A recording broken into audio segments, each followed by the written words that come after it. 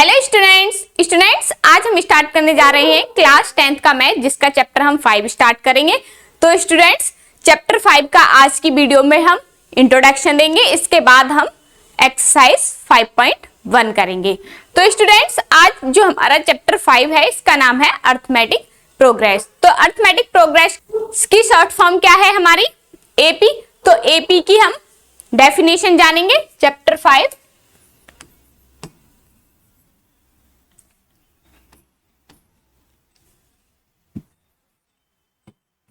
AP की definition है हमारी, it is a sequence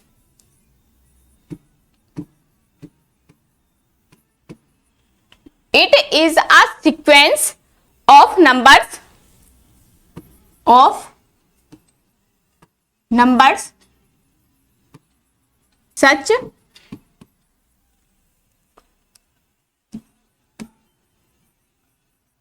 such that the difference is constant,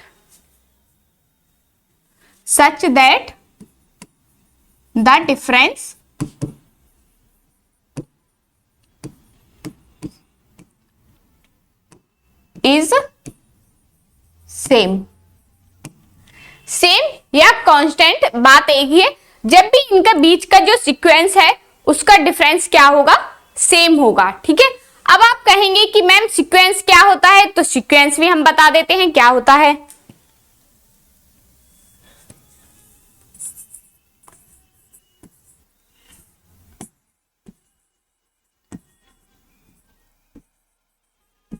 sequence का जो हमारा है, it is a set of numbers, जो हमारे नंबर्स का सेट होता है, arrange in a definite order. किसमें, ये एक डेफिनिट ऑर्डर में अरेंज होता है। जैसे कि एग्जांपल भी हम इसमें आपको देंगे, तो पहले इसकी definition, it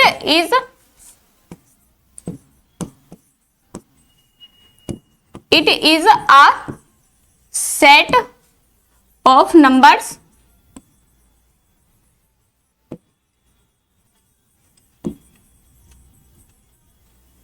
arranged a definite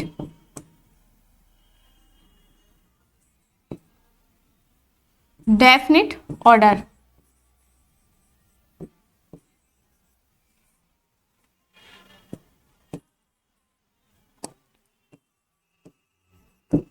ठीक है, जो किस में होगा, डेफिनिट ऑर्डर में होगा। जो भी हमें एक सेट दिया हुआ है, जैसे कि एग्जांपल ऑफ एपी हम लिखते हैं पहले,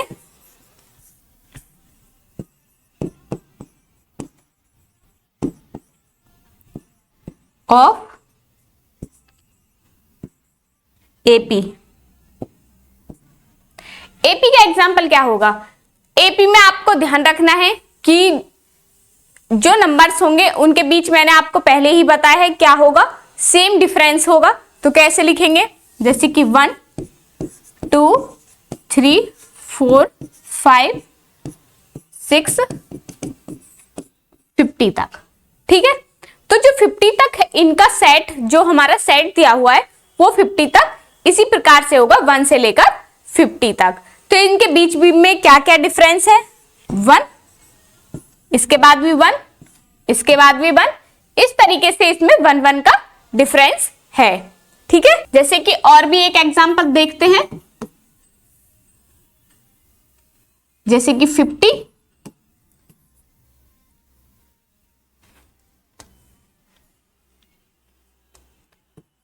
40 30 और 20, इस तरीके से। ठीक है, तो ये भी हमारा क्या है, क्योंकि इसमें किस किस का डिफरेंस है, 10 का डिफरेंस है, तो ये भी हमारी एपी में है। ठीक है, और एक और जैसे एग्जांपल ले, तो 3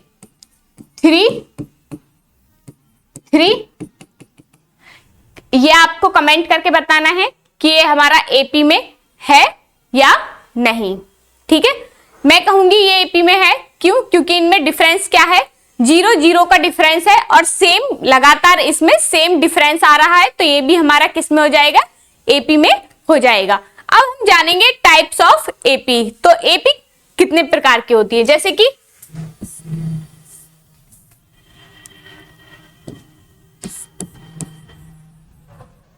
types of AP.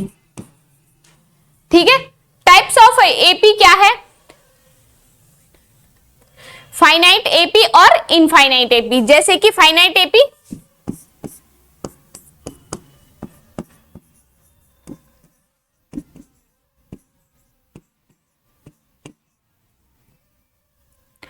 Finite AP में हमारे कौन से हैं? The AP has limited terms called finite AP. जिसमें हमारी लिमिटेड टर्म्स होंगी उसी को हम क्या बोलेंगे? एपी बोलेंगे, फाइनाइट एपी। ठीक है, the AP has limited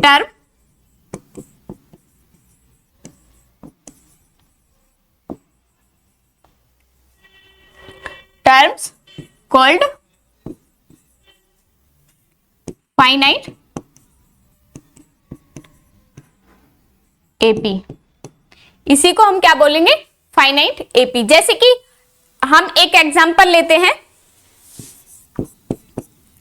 example के साथ समझेंगे। जैसे कि 1 2 3 4 5 और ये आपको 40 तक दे दिया। तो इसमें अब हमें पता चल गया कि इसमें कितनी टर्म है। फाइनाइट में आपको सीधी सीधी बोला है कि AP has limited terms called finite AP, जिसमें लिमिटेड टर्म होंगी। ठीक है, तो इसमें हमारी कितनी टर्म है? 40 टर्म है। तो एक लिमिट हो गई कहां तक? 40 तक। तो इसीलिए ये क्या होगी? फाइनाइट एपी हो जाएगी। ठीक है, इसी प्रकार से हमारी इनफाइनाइट एपी है। Second,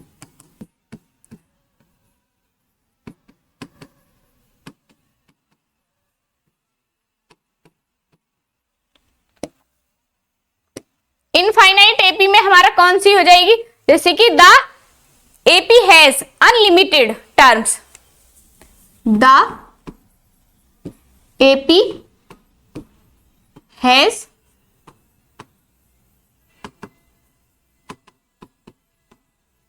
unlimited terms called infinite AP. तो ये हमारा क्या हो जाएगा? Infinite AP. तो इसके एग्जांपल क्या है इनफाइनाइट के? जैसे कि 100 70 40, इस तरीके से जो हमें एक सेट दिया हो वो ही हमारा क्या होगा? इनफाइनाइट एपी होगा। इतना समझ है? क्लियर? यहां तक कोई प्रॉब्लम नहीं? ठीक है, तो नेक्स्ट चलते हैं। फिर है हमारी जर्नल फॉर्म ऑफ एपी।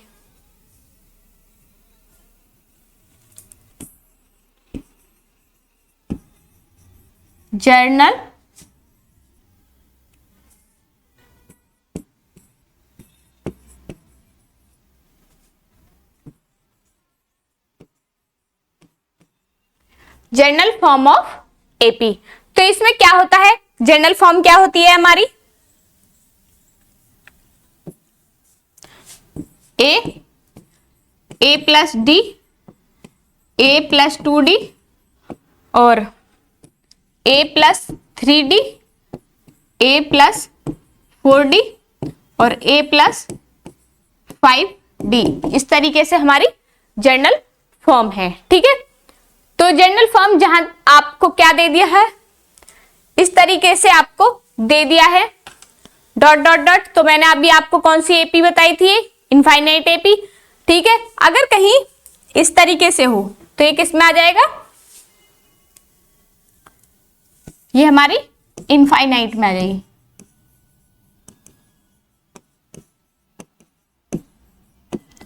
और फाइनाइट कौन सी हो जाएगी? ये भी मैं आपको बता देती हूं। जैसे ए प्लस डी, ए प्लस 2d और a प्लस 3d, इस तरीके से an तक दे दे आपको। ठीक है, तो ये कौन सी हो जाएगी हमारी फाइनाइट एपी। ये हमारी कौन सी हो जाएगी,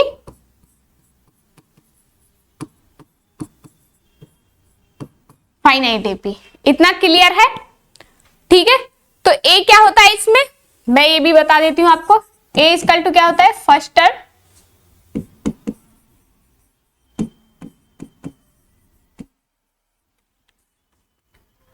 डी क्या होता है इसमें, कॉमन डिफरेंस,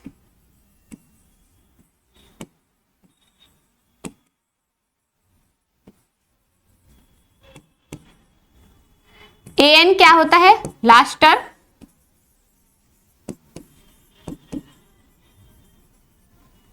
और एन क्या होता है, नंबर ऑफ टर्म्स।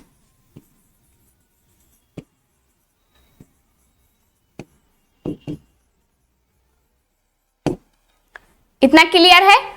ए को हम किससे रिप्रेजेंट करेंगे, ए हमारा क्या है, फर्स्ट टर्म है। इसी प्रकार से डी क्या है, हमारा कॉमन डिफरेंस है।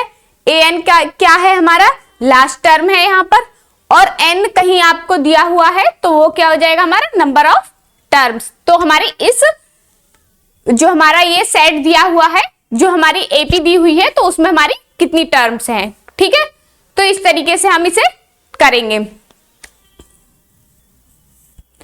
अगर आपको मान लीजिए इस तरीके से आपको एक एपी दे दी, मतलब 3, 5, 6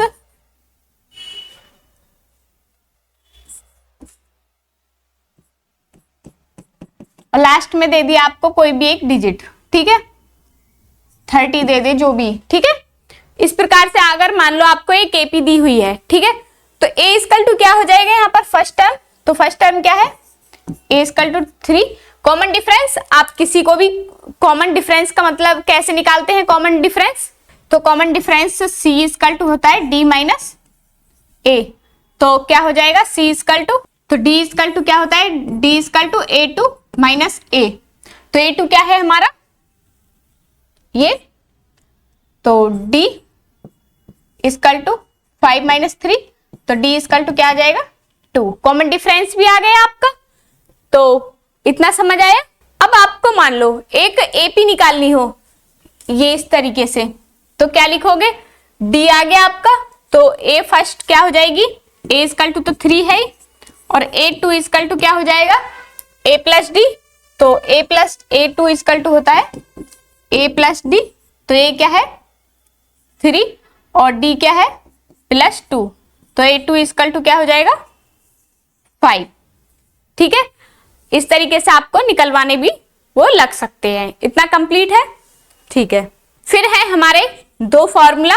फाइंड, जैसे कि आपसे कहीं पूछे find the number of terms और फाइंड द लास्ट टर्म। ठीक है, अगर आपसे पूछे find the number of term या फाइंड द लास्ट टर्म, तब आपको कौन सा फॉर्मूला लगाना है। तो कौन सा लगाना है, फॉर्मूला होता है हमारा a n equal to a plus n minus 1 into d. ठीक है, एक तो ये फॉर्मूला होगा। अब मैं इसके ऊपर एक एग्जांपल भी बता देती हूँ। जैसे एपी आपको दी है 5, 8, 11 और 13,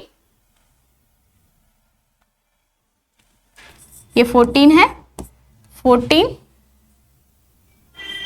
17, इस तरीके से आपको लास्ट दे दी 38। ठीक है, तो हम क्या करेंगे, ए इक्वल टू तो हमें पता है first term, a equal to 5 और डी इक्वल टू क्या होता है ए टू माइनस ए, तो क्या हो जाएगा d equal to a two क्या है 8 माइनस के 5, तो d equal to 3।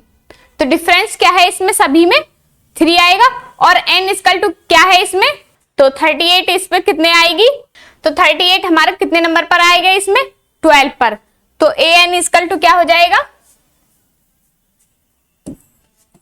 an equal to 12। तो इसका मतलब an की वैल्यू क्या आ जाएगी, 12 इक्वल टू, फॉर्मूला क्या होता है, a क्या है यहाँ पर 3 प्लस और n क्या है 12 माइनस 1 और d क्या है इंटू 3 और a क्या है 5।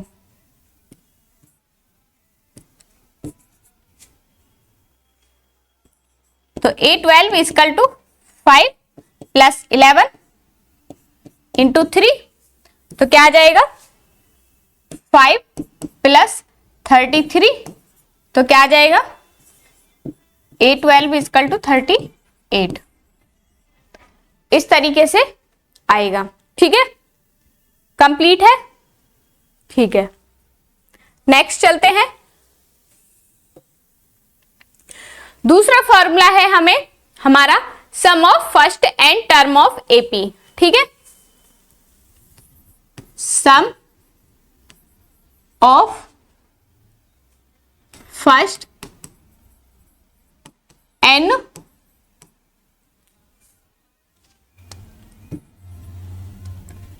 And terms of AP. ठीक है, तो यहां पर हमारा क्या है, sum of first and terms of AP. यहां पर हमें निकालना है sum of first and terms of AP. ठीक है, तो क्या निकालेंगे, फॉर्मूला क्या होता है इसका, s equal to n upon 2a plus n minus 1 into d. ये फॉर्मूला होता है जो अभी जो एपी ली थी वो उसे ही ले लेते हैं। एपी इक्वल टू 5, 8, 11, 14, 17, 20, इस तरीके से 38। ठीक है, तो इसमें अभी हमारा n की वैल्यू क्या आई थी 12, तो रख देंगे s equal to 12 upon 2a, तो a क्या है यहाँ पर 5 प्लस n क्या था 12 माइनस 1, d क्या आया 3, 2 6 या 12, तो 6 10 और यहां से क्या बचा 11 इंटू 3, 6 यहां से 10 प्लस 33 और 6 इंटू 43 हो जाएगी। तो मल्टीप्लाई करेंगे 6 3 जा 18, 6 4 जा 24 और 1 25। ठीक है, इतना क्लियर है। और इसमें एक और फॉर्मूला होता है, लास्ट फॉर्मूला है इसमें, कहीं अगर लास्ट टर्म पूछा है तो यहां पर s इक्वल टू n/2 और a प्लस l।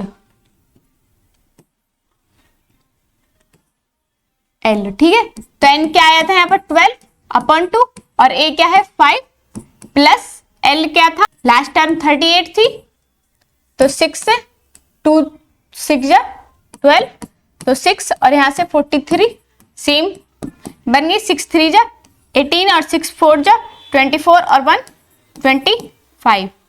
तो s इक्वल टू क्या आ गया 25। अगर l आपको दी हो इस प्रकार से भी इसे निकाल सकते हैं। ठीक है, तो स्टूडेंट्स इसी प्रकार से हमारा चैप्टर 5 का इंट्रोडक्शन यहाँ पर समाप्त होता है।